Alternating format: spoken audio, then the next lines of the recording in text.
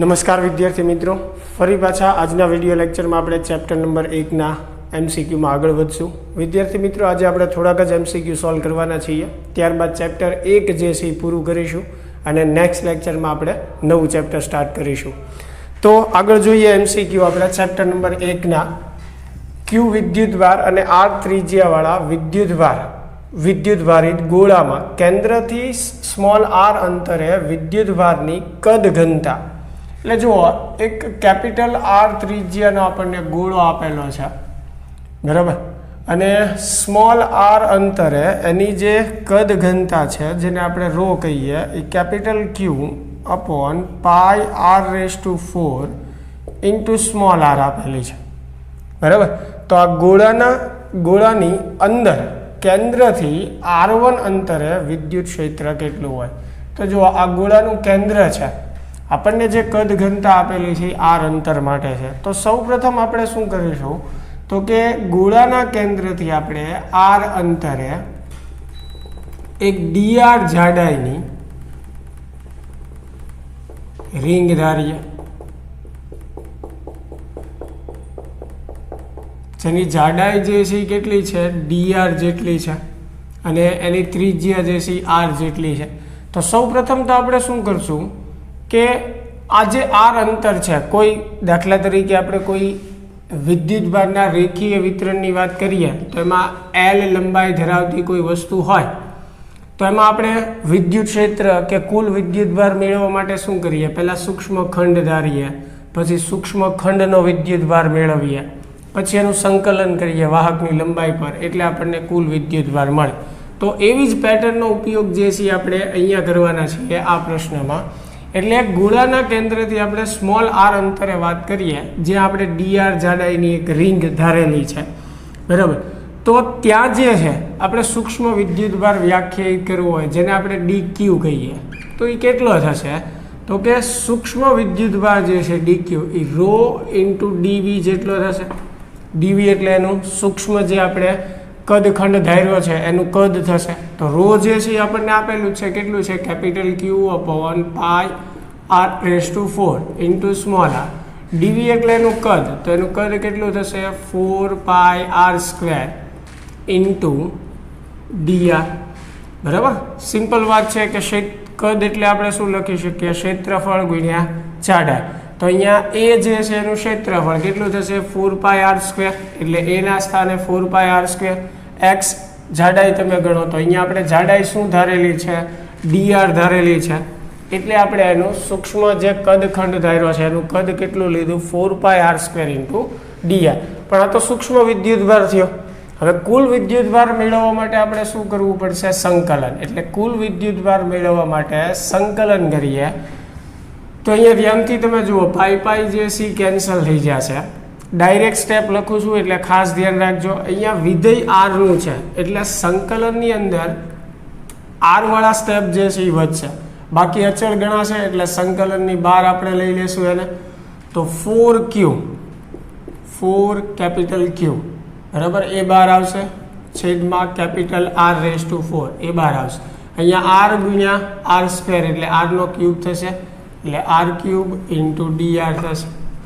હવે જો અહીંયા ખાસ ધ્યાન રાખજો કે આપણે R1 અંતરે ક્ષેત્ર મેળવવાનું.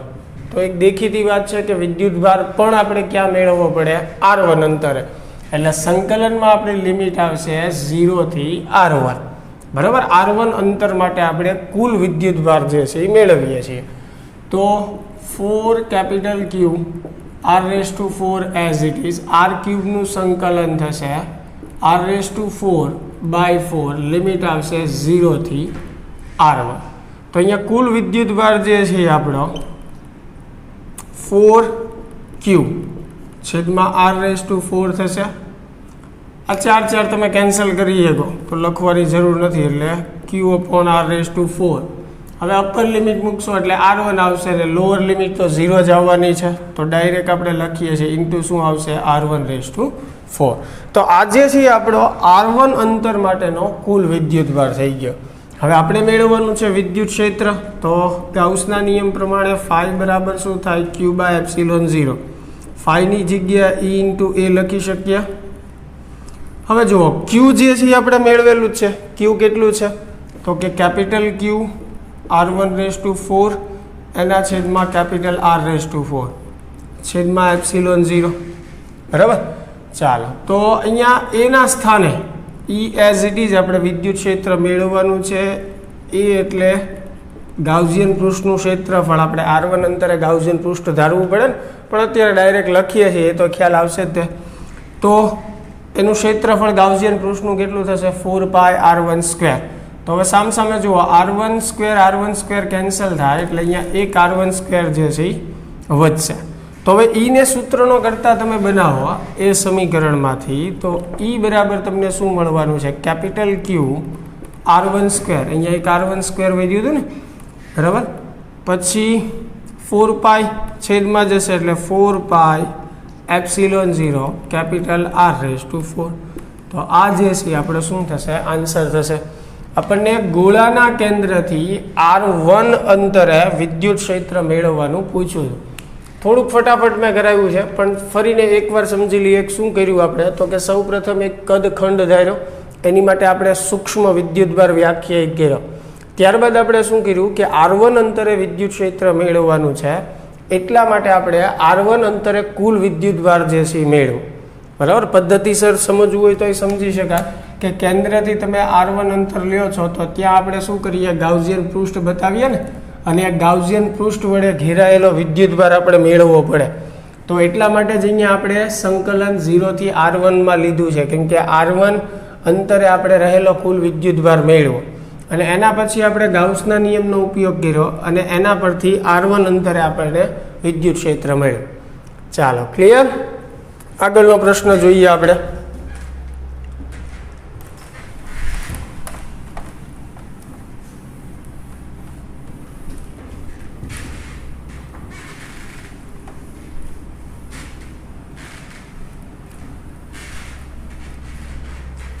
ચાલો એની પછી આપણે વાત કરીએ કે એક વિદ્યુતભારિત તારને એ ત્રિજ્યાના અર્ધવર્તુળાકાર ચાપના સ્વરૂપમાં જુઓ. આવી રીતે આ વિદ્યુતભારિત તાર છે, અર્ધવર્તુળાકાર વાળે, બરાબર, જેની ત્રિજ્યા જે છે કેટલી છે સ્મોલ a જેટલી છે. જો એકમ લંબાઈ દીઠ વીજભાર લેમ્બડા હોય, એટલે કે વિદ્યુતભારની રેખીય ઘનતા આપેલી છે લેમ્બડા, અને લેમ્બડા બરાબર આપણે શું લખીએ Q/L. તો અહીંયા અર્ધવર્તુળ માટે લખીએ તો અર્ધવર્તુળની લંબાઈ કેટલી થાય πr થશે ને, એટલે Q/πr થશે લેમ્બડા જે છે. તો કેન્દ્ર O પાસે વિદ્યુત ક્ષેત્ર મેળવો. તો અહીંયા પણ વિદ્યુત ક્ષેત્ર વિદ્યાર્થી મિત્રો મેળવવા માટે આપણે એક સૂક્ષ્મ ખંડ ધારવો પડે પહેલાં, બરાબર, dl લંબાઈનો. અને આ સૂક્ષ્મ ખંડના લીધે તમે કેન્દ્ર પાસે વિદ્યુત ક્ષેત્ર મેળવો તો તમે અહીંયા જોઈ શકો કે કેન્દ્ર પાસે જે વિદ્યુત ક્ષેત્ર મળશે ને એ સમક્ષિતિજ સાથે કંઈક ખૂણો બનાવશે. એટલે અહીંયા વિદ્યુત ક્ષેત્ર જે છે એના બે સૂક્ષ્મ ઘટકો મળશે તમને, એક y ઘટક મળશે અને x ઘટક મળશે. ત્યારબાદ એનું સંકલન કરીએ એટલે કુલ x ઘટક ને કુલ y ઘટક મળે, અને પછી એને સદિશ ફોર્મમાં આપણે રજૂ કરવું પડે. પણ અત્યારે આ ડિટેલમાં અત્યારે આ પ્રશ્નમાં આપણે ચર્ચા નથી કરતા. ફરી પાછા કોઈ વિડીયો લેક્ચરમાં આની આપણે ડિટેલમાં ચર્ચા કરીશું. પણ અત્યારે યાદ રાખો કે થીટા કોણ ધરાવતી કોઈ ચાપ હોય અને એના લીધે એ ચાપના કેન્દ્ર પાસે જો તમારે વિદ્યુત ક્ષેત્ર મેળવવું હોય તો એની માટેનું સૂત્ર આવું છે, E બરાબર -k λ/r sin θ i cap plus 1 - cos θ j cap. આ સૂત્ર જે છે મેં તમને આ જે પદ્ધતિ કીધી એના પરથી જ મેળવી શકાય. ફરી પાછા કોઈ વિડીયો લેક્ચરમાં આપણે ચર્ચા કરશું એની તારવણીની. પણ અત્યારે યાદ રાખો કે થીટા કોણ ધરાવતી ચાપના લીધે અને એના કેન્દ્ર પાસે આપણે વિદ્યુત ક્ષેત્ર મેળવવું હોય તો એની માટેનું આ સૂત્ર છે, બરાબર. તો હવે અહીંયા જો અર્ધવર્તુળાકાર ચાપ આપી છે તો આખી અર્ધવર્તુળાકાર ચાપ માટે ખૂણો જે છે એ કેટલો થશે પાઈ થશે. તો આ સૂત્રમાં થીટા બરાબર તમે પાઈ મૂકી દો -k λ/r sin pi i cap plus 1 - cos pi j cap. ચાલો તો E બરાબર શું મળશે -k λ/r sin pi ની કિંમત શું થશે 0, એટલે આ પદ જે છે એ 0 થઈ જશે. ચાલો 1 - cos pi, કોસ પાઈની વેલ્યુ થશે -1 એટલે માઇનસ માઇનસ પ્લસ એટલે અહીંયા શું આવશે 2j કેપ આવશે બરાબર. તો E બરાબર ફાઇનલી તમને શું મળશે -2k lambda upon r into જે કેપ મળશે. એટલે આ સદિશ ફોર્મ થયું. એનું માન જોતું હોય તમારે બરાબર છે તો મૂળ લઈ લ્યો તો માન એનું કેટલું આવશે 2k લેમ્બડા અપોન r. ચાલો ક્લિયર. આમાં હજી આગળ આપણે મૂલ્યની વાત કરીએ છીએ તો 2k લેમ્બડા અપોન r થશે. પાઈની કિંમત પણ તમે મૂકી શકો 2k. k ની જગ્યાએ આપણે શું લખી શકીએ 1/4 પાઈ એપ્સિલોન 0. r જે છે એઝ ઇટ ઇઝ. લેમ્બડાના સ્થાને અગાઉ જ મેં કીધું લેમ્બડા એટલે શું થશે q અપોન પાઈ. ચાલો આને ગોઠવીને લખી નાખો તો એ તમારો ફાઇનલ આન્સર થઈ ગયો. એટલે આ સ્વરૂપે આન્સર પણ હોઈ શકે અથવા આ સ્વરૂપે પણ આન્સર હોઈ શકે. ચાલો ક્લિયર. આગળ જોઈએ.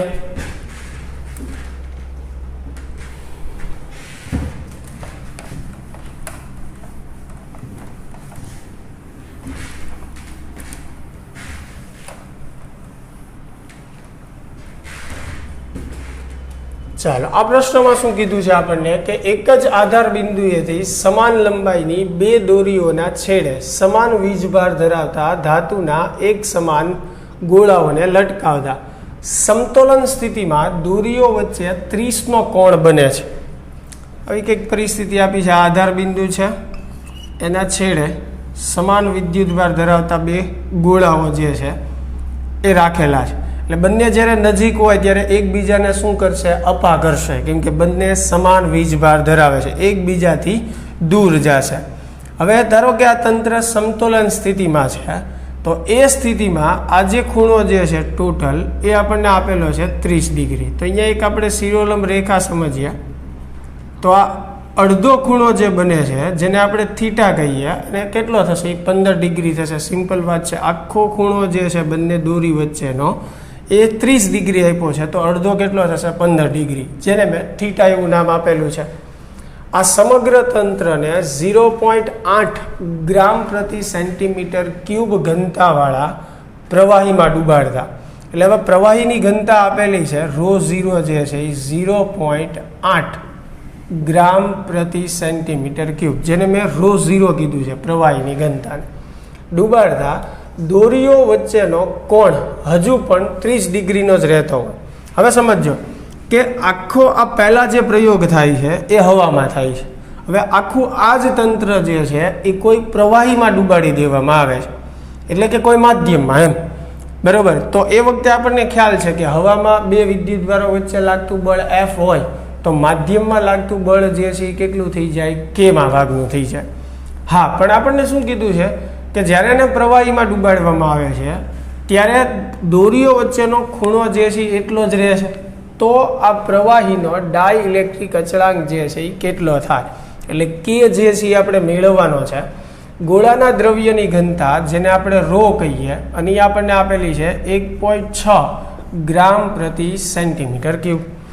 તો ચાલો આને વ્યાખ્યાયિત કરીએ કે બંને ગોળાઓ જ્યારે પહેલાં હવામાં હોય એટલે કે આખો આ જે કાંઈ પ્રયોગ છે એ પહેલાં હવામાં કરેલો હોય તો આપણે બેમાંથી કોઈ પણ એક ગોળા પર આપણે બળો બતાવી શકીએ. બધી રીતે સરખું જ આવશે. ધારો કે આ ગોળા પર હું બળ બતાવું તો બંને એકબીજાને અપા કરશે છે. તો પ્રથમ ગોળા વડે બીજા ગોળા પર જે બળ લાગે છે એ આ તરફ હશે તો એનું વિદ્યુતીય બળ F આ તરફ. ગોળાનું વજન બળ હશે પોતાનું mg જે નીચે તરફ હશે. પછી દોરી વડે બાંધેલા છે તો દોરીમાં જે તણાવ બળ લાગશે એ ઉપર તરફ આવશે. એટલે તમે જોઈ શકો કે શિરોલંબ રેખા સાથે તણાવ બળ જે છે T એનો થીટા જેટલો કોણ બનશે એટલે બે ઘટકોમાં વિભાજિત થશે. તો y ઘટકમાં T cos થીટા આવશે, x ઘટકમાં શું આવશે T sin થીટા. હવે બંને બળોની આપણે x દિશાના બળોની અને y દિશાના બળોની સરખામણી કરીએ તો T sin થીટા બરાબર F થશે. x દિશાના બળો સરખાવો એટલે y દિશાના બળો સરખાવો તો T cos થીટા બરાબર શું થશે mg થશે. બંને સમીકરણનો તમે ગુણોત્તર લઈ લો તો ટી કેન્સલ થશે, સાઇનના છેદમાં કોસ એટલે tan લખી શકાય. તો tan થીટા બરાબર શું થશે એફના છેદમાં mg. આને આપણે સમીકરણ 1 કહીએ. પણ આ સમીકરણ આપણે ક્યારે મેળવેલું છે કે આ આખો પ્રયોગ જે છે જ્યારે આપણે હવામાં કરતા હોય, એટલે કે હવાનું માધ્યમ હોય ત્યારે. હવે બીજી પરિસ્થિતિમાં આપણને શું કીધેલું છે કે આ આખું તંત્ર જે છે એને કોઈ પ્રવાહીમાં ડૂબાડવાનું છે, ત્યારે એંગલ જે છે બે દોરીઓ વચ્ચેનો એ જ રહેશે, એટલે અડધો ખૂણો જે છે એ પણ થીટા જ રહેશે. પણ માધ્યમ બદલાઈ જાય છે એટલે બળ બદલાઈ જશે. એટલે આવી જ રીતે તમે બળો જે છે એ બતાવી શકો, પણ ફરીને બધું દર્શાવવાની જરૂર નથી. જ્યાં ફેરફાર થાય છે એ જ આપણે બતાવીએ તો એંગલ તો એનો એ જ બને છે. એટલે અહીંયા તણાવ બળના જે ઘટકો છે એ T sine theta T cos theta જ રહેશે. એટલે જ્યારે તમે ગુણોત્તર લેશો તો આ બાજુ ટેન થીટાનું ટેન થીટા જ રહેવાનું છે, એટલે ઈ એઝ ઇટ ઇઝ આવશે. પણ આ જમણી બાજુના પદમાં શું ફેર પડશે કે બંને વચ્ચે હવે પ્રવાહીનું માધ્યમ છે, એટલે બળ જે છે એ કેમાં ભાગનું થઈ જશે, એટલે એફ બાય કે આવશે. એટલે પહેલું તો એફની જગ્યાએ એફ બાય કે આવશે. હવે વજન બળ, તો વજન બળમાં પણ ફેર પડશે વિદ્યાર્થી મિત્રો, કારણ કે પહેલાં ગોળો જે છે એ ક્યાં છે? હવામાં. તો હવામાં ફક્ત વજન બળ mg જેટલું થશે. હવે આ જ વસ્તુને જ્યારે પ્રવાહીમાં ડૂબાડવામાં આવે તો તમને ખ્યાલ છે કે પ્રવાહીમાં એક બળ લાગે, ઉત્પ્લાવક બળ, અને ઉત્પ્લાવક બળ કેટલું હશે? m0 × g જેટલું હશે, જે ઉપરની તરફ ખસેડે પદાર્થને. m0 જે પ્રવાહીનું વિસ્થાપિત થયેલું દળ આપણે જે કહીએ. તો જુઓ mg નીચે જેટલું લાગશે અને ઉત્પ્લાવક બળ જે છે m0 × g જેટલું જે ઉપર તરફ લાગે છે. એટલે આ બંને પરસ્પર વિરોધી દિશામાં થશે, એટલે પરિણામી વજન બળ જે છે એ આ બંનેના બાદબાકી જેટલું થશે. ક્યારે? જ્યારે તંત્રને પ્રવાહીમાં ડૂબાડેલું છે ત્યારે. તો અહીંયા પરિણામી વજન બળ mg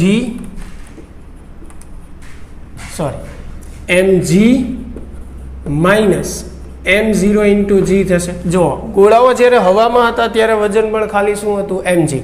પણ પ્રવાહીમાં જ્યારે ડૂબાડીએ છીએ ત્યારે ઉપરની તરફ ઉત્પ્લાવક બળ લાગે, અને કેટલું હોય? m0 × g જેટલું. એટલે પરિણામી વજન બળ કેટલું થશે? બંનેની બાદબાકી જેટલું. તો આને ફાઇનલી આપણે લખીએ તો આવી રીતે લખી શકીએ m - m0 × g જેટલું. ચાલો ક્લિયર? બે વસ્તુ બદલાશે, એક વજન બળ બદલાશે અને એક વિદ્યુત બળ બદલાશે. બાકી ખૂણો તો સેમ જ છે. આ જે છે એ સમીકરણ 2. તો સમીકરણ 1 અને 2 જે છે એ બંને tan થીટા બરાબર છે. તો બંનેને તમે સરખાવી દો તો f/mg = f/k m - m0 × g. g cancel થઈ જશે, f કેન્સલ થઈ જશે. વ્યસ્ત કરી નાખો બંને બાજુ તો m બરાબર શું થશે? k m - m0. બરાબર? તો ચાલો k ને સૂત્રનો કરતા બનાવીએ તો k બરાબર શું થશે? m એના છેદમાં m - m0. પણ આપણી પાસે દળ છે નહીં. તો હવે દળ એટલે શું થશે? કદ ગુણ્યા ઘનતા. તો અહીંયા આપણે શું મૂકી શકશું? કદ ગુણ્યા ઘનતા. તો આ m એટલે ગોળાનું દળ છે, ખાસ ધ્યાન રાખજો. m એટલે ગોળાનું દળ છે, એટલે કદ ગુણ્યા ઘનતા કરશો એટલે અહીંયા ઘનતા જે છે એ ગોળાની આવશે. સેમ એવી રીતે ફરીને પાછું અહીંયા m એટલે ગોળાનું દળ એટલે કદ ગુણ્યા ઘનતા. પણ હવે m0 એટલે શું છે? પ્રવાહીનું વિસ્થાપિત થયેલું દળ, એટલે ત્યાં ઘનતા જે છે એ કોની આવશે? પ્રવાહીની. એટલે જ્યારે m0 તમે મૂકો છો તો સૂત્ર જે છે એ કદ ગુણ્યા ઘનતા જ થશે, પણ ઘનતા જે છે એ કોની આવશે? પ્રવાહીની આવશે. તો હવે ઉપર નીચે v કેન્સલ થશે. જુઓ નીચેથી v કોમન નીકળે, ઉપર નીચે કેન્સલ, તો ρ/ρ - ρ0. તો હવે સિમ્પલ છે. જુઓ ρ જે છે એ તમને આપેલું છે. ρ એટલે ગોળાના દ્રવ્યની ઘનતા 1.6 મૂકી દો, અને ρ0 પણ આપેલું છે. તો આ સમીકરણમાં તમે ρ અને ρ0 ની કિંમત મૂકી અને સાદુરૂપ આપી દેશો એટલે ડાઇલેક્ટ્રિક અચળાંક k જે છે એ તમને મળી જશે. ચાલો ક્લિયર? આગળનો MCQ જોઈએ.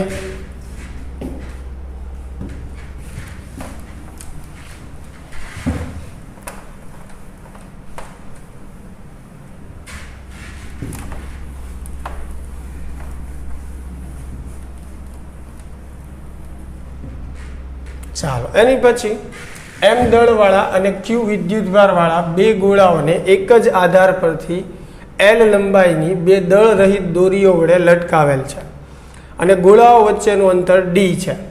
D very less than L છે. જો બંને ગોળાઓ પરથી અચળ દરથી વિદ્યુતભારનું ગળતર એટલે કે વિદ્યુતભાર લીક થતો હોય સમાન દરથી, ડીક્યુ બાય ડીટી જે છે આપણને કેવું આપેલું છે? અચળ. સમયની સાપેક્ષે વિદ્યુતભાર જે લીક થાય છે એ કેવો છે? અચળ છે. જો લખ્યું છે અચળ દરથી વિદ્યુતભારનું ગળતર એટલે કે લીકેજ થાય ત્યારે જો બંને ગોળાઓ એકબીજા તરફ v જેટલા વેગથી ગતિ કરતા હોય તો વેગ v અને બંને ગોળા વચ્ચેનું અંતર x હોય ત્યારે v અને x વચ્ચેનો સંબંધ મેળવવાનો.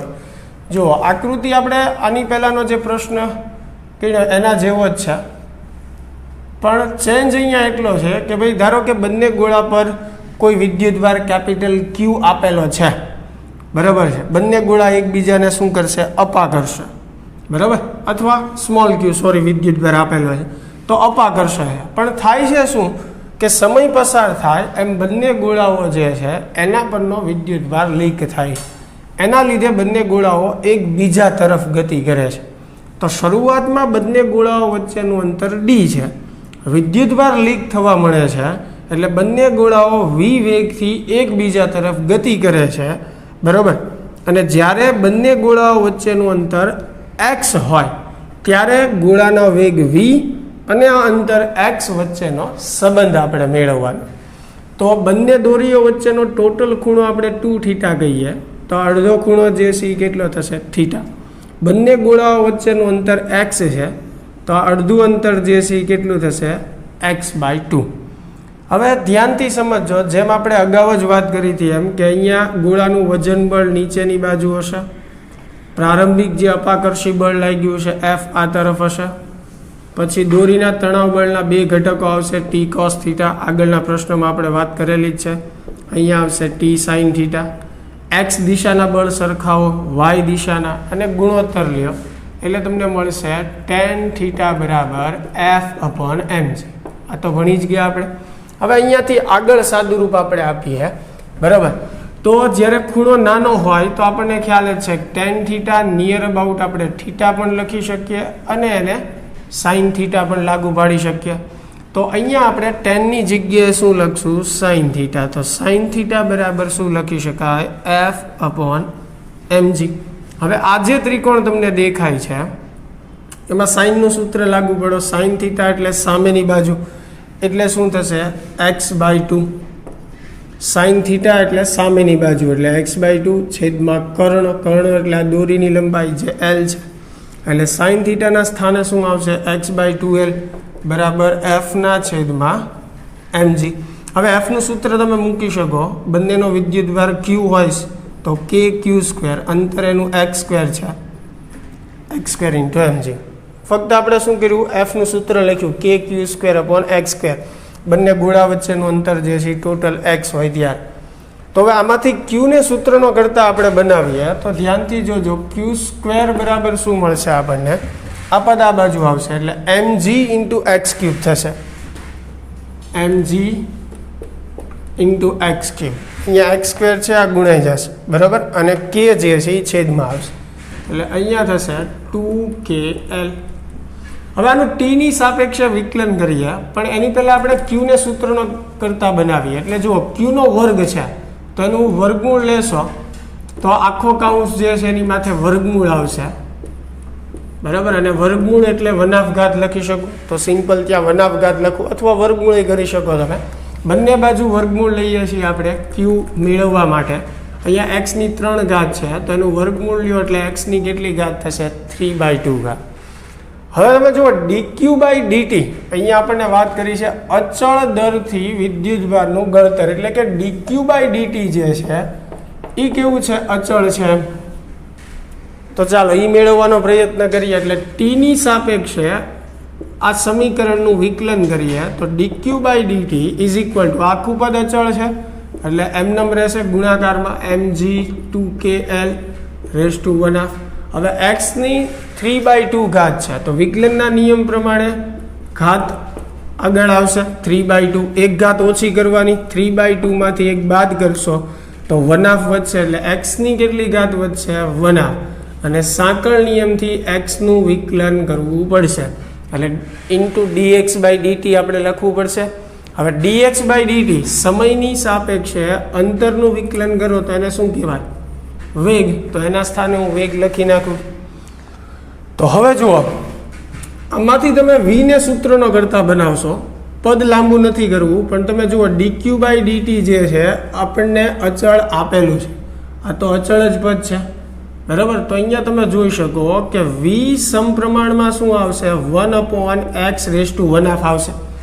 v ને સૂત્રનો કરતા બનાવો તો x જે છે આ બાજુ આવશે ને છેદમાં, બાકી બધું તો અચળ જ છે, બરાબર. તો v સમપ્રમાણમાં x ને ઉપર લઈ લો, કેટલી ઘાત આવશે? -1. તો v સમપ્રમાણમાં શું આવશે? x⁻1 આવશે. આપણને એ જ સંબંધ મેળવવાનો કીધો હતો, વેગ અને x વચ્ચે. ચાલો, ક્લિયર? આગળનો પ્રશ્ન જોઈએ.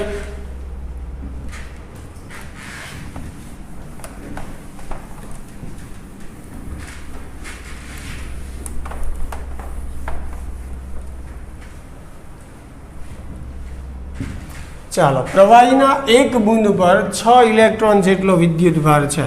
ચાલો, 6 ઇલેક્ટ્રોન જેટલો એટલે 6 ગુણ્યા 1.6 ગુણ્યા 10⁻19 ઘાત.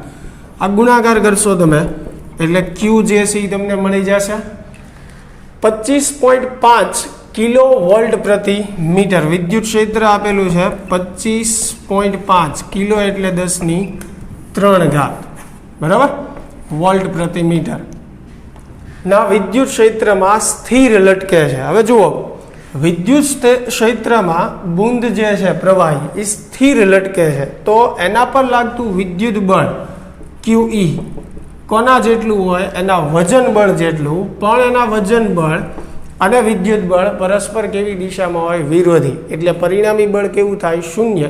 અને સ્થિર રહી શકે, એટલે કે સંતુલનમાં રહી શકે. જો પ્રવાહીની ઘનતા ρ આપેલું છે આપણને 1260 kg પ્રતિ મીટર ક્યુબ હોય, તો ઉત્પ્લવકતાને અવગણતા, એટલે ઉત્પ્લવક બળ ધ્યાનમાં નથી લેવાનું, તો આ બુંદની ત્રિજ્યા ખાલી જગ્યા થાય. તો હવે જુઓ, બુંદની ત્રિજ્યા મેળવવાની છે. ક્યુ તો મેં તમને કીધું તે કઈ રીતે મળશે એ આપણને આપેલું છે. હવે ત્રિજ્યા મેળવવા માટે જુઓ, દળ એટલે શું થશે? કદ ગુણ્યા ઘનતા. તો બુંદ માટે કદ કેટલું થશે? 4/3 πr3. આ કદ થયું, એને ગુણ્યા ઘનતા એટલે ρ ઇન્ટુ શું થશે? g. તો હવે તમારે મેળવવાનું છે શું? ત્રિજ્યા મેળવવાની છે. તો r³ ને આપણે સૂત્રનો કરતા બનાવીએ તો r³ બરાબર તમને શું મળશે? 3QE એના છેદમાં 4π ρ ઇન્ટુ g. ચાલો, બધી જ કિંમત આપણી પાસે છે. QE બરાબર 4π તો ખ્યાલ જ હોય, ρ ઘનતા આપેલી છે 1260, g એટલે 9.8. તો આ કિંમત મૂકી અને સાદું રૂપ આપી દેશો તો સૌ પ્રથમ તમને શું મળશે? r³ મળશે. ખાસ ધ્યાન રાખજો, એનું ઘનમૂળ તમે કાઢશો ત્યારે તમને r મળશે, ત્રિજ્યા. ચાલો, ક્લિયર? આગળનો પ્રશ્ન જોઈએ. એક વિસ્તારમાં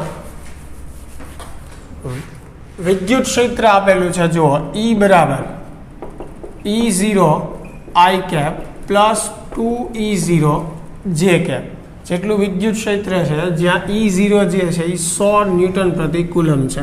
તો E0 ની જગ્યાએ 100 મૂકી દો એટલે આ 100 I, અહીંયા 100 મૂકશો, 100 ગુણ્યા 2 એટલે કેટલું થશે? 200, બરાબર, સદિશ સ્વરૂપે આપેલું છે. આ વિદ્યુત ક્ષેત્રના કારણે YZ સમતલમાં 0.02 મીટર ત્રિજ્યાવાળી વર્તુળાકાર સપાટી સાથે સંકળાયેલું ફ્લક્સ કેટલું હોય? તો આ સિમ્પલ વાત છે, જસ્ટ phi બરાબર E ઇન્ટુ A કરવાનું. અહીંયા જે છે કોઈ સમતલ આપણને આપેલું છે વર્તુળાકાર, જેની ત્રિજ્યા 0.02 મીટર છે YZ સમતલમાં. આ x અક્ષ, આ y અને આ z. તો YZ સમતલમાં આપણને રિંગ આપી, તેનો ક્ષેત્રફળ સદિશ અને લંબ બહારની તરફ થશે અને કઈ દિશામાં આવશે? x દિશામાં આવશે. એટલે ક્ષેત્રફળ સદિશ પાછળ કયો એકમ સદિશ આવશે? I cap. તો ફ્લક્સ મેળવવું હોય તો phi બરાબર શું થાય? E ડોટ A, બરાબર. તો એ જે છે એ શું છે? ક્ષેત્રફળ છે. તો ક્ષેત્રફળની કિંમત તમે મેળવી જ શકો. એ બરાબર તમે શું કરો? πr², બરાબર. r એટલે ત્રિજ્યા તમને આપેલી છે, તો એનાથી તમને ક્ષેત્રફળની કિંમત તો મળી જ જશે. અહીંયા તમે જુઓ ઈ જે છે એ આપેલું છે. હવે સદિશ ગુણાકાર જ છે 100 IK પ્લસ 200 JK ઇન્ટુ એ. તો અહીંયા એ ઇન્ટુ IK આવશે. એની કિંમત પછી આપણે મૂકી દઈશું. તો ફાઈ બરાબર શું થશે? તમે જુઓ ડોટ ગુણાકાર જાણો જ છો, આઈનો ગુણાકાર થાય, કેમ કે આઈ ડોટ જે 0 થઈ જશે. અહીંયા આઈ ડોટ જે આ પદ 0 થઈ જશે. આઈ ડોટ I1 થશે એટલે 100 ગુણ્યા એ થશે અને આઈ ડોટ I1 બરાબર. બીજા સ્ટેપમાં તમે કરશો તો આઈ ડોટ જે તો 0 થઈ ગયું, તો એ લખવાનો અર્થ જ નથી. હવે અહીંયા એની કિંમત તમે મૂકી દો, અહીંયા જે મેળવી છે તો ફ્લક્સ જે છે એ ફાઇનલી તમને મળી જશે.